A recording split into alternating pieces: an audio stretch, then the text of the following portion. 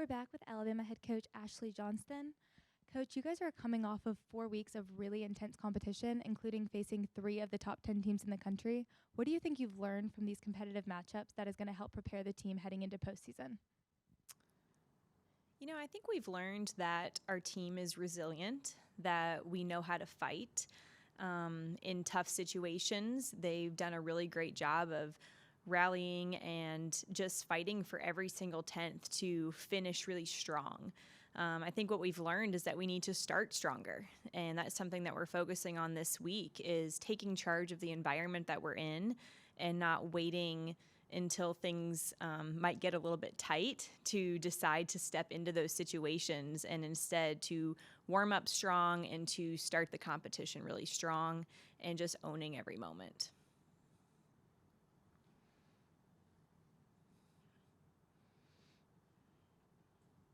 Let's start with Katie.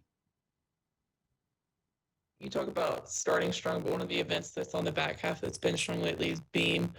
What is so special about this beam team? And when I just asked the gymnast, Maddie said, it's Ella kind of starting with that lead off. So overall, what's special about the beam team? And then how challenging is it what Ella has to do each week, kind of coming in cold and then leading off on beam?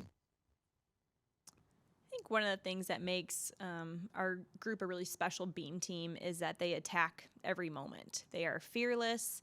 They want it more than they're afraid of it, and they train it that way. And so every single day they challenge each other to really go after it. And we've got about 16 people that all train beam, and so there's a lot of competition every single day for who wants those lineup spots. And so because of that, they want it really bad. They come to beam every day ready to put the work in and to tweak their mentality so that they can be mentally strong in those tough moments that they find themselves in. Katie, did you have another one? Yeah, you just hit on, obviously there's a lot of depth on beam if there's 16 people training it, but we've talked a lot this season and early in the season about the depth of your team overall. Just kind of what have you seen in that area as the season's gone on, and kind of how do you feel about the depth heading into the final couple weeks of the regular season? I really feel that depth is the make or break aspect of a team. I think the chemistry out there on the floor is a huge determining factor, but the depth in how we go about training and preparing for competition really is what sets us apart. And that's something that we continue to emphasize is that we need 18 people that are ready to go. And I think the team has done a good job of embracing that concept that even if they're not seeing a lot of playing time, they're still pushing and preparing and challenging every single person that's in the lineup to up their game. Because if the person that maybe is not competing is pushing and striving to get into that lineup position, then somebody that might be in the lineup is pushing just a little bit more too. And so the strength of our team and the depth is really contributing in a positive way to what we're seeing on the competition floor. Claire? Hey, Coach. So the team obviously has a very strong bond, and obviously they're very much supportive of each other. So what does that mean to you as head coach, just seeing how strong their bond is? Mm-hmm. It's really special to see what a strong bond this team has.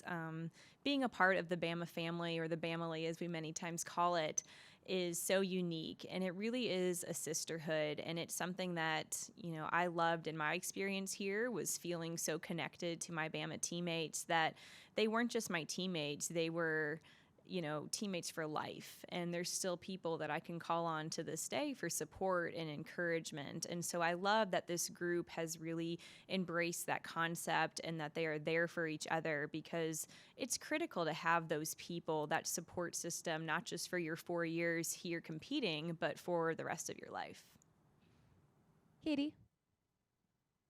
Kind of bouncing off that, and then on a more lighthearted note, we were just talking to the gymnasts about spike ball. We've kind of seen that's something that they do before the meet. Is that, so I have to ask, is that something that you participate in as well?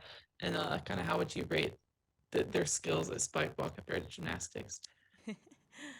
um, the the whole spike ball has really contributed in a fun way to that team chemistry. And I think one time they put me in to play spike ball in the beginning, and then immediately I lost and was taken out. And nobody asked me back on their team now, so I'm not sure what that's about. But Justin definitely jumps in and plays spike ball in the beginning of every practice and stays late and plays and is kind of the ringleader of that entire game. It's been really fun to watch, though. It's fun to see their lighthearted energy and just their ability to play hard, but also just have fun along the way. And I think it's really helped us develop our sort of vibe in how we compete, which is to really go after it, to be competitive, but to do it in a really fun, playful way. Whereas in the end, you can look back and really enjoy the entire process. Any other questions for Coach? Thank you.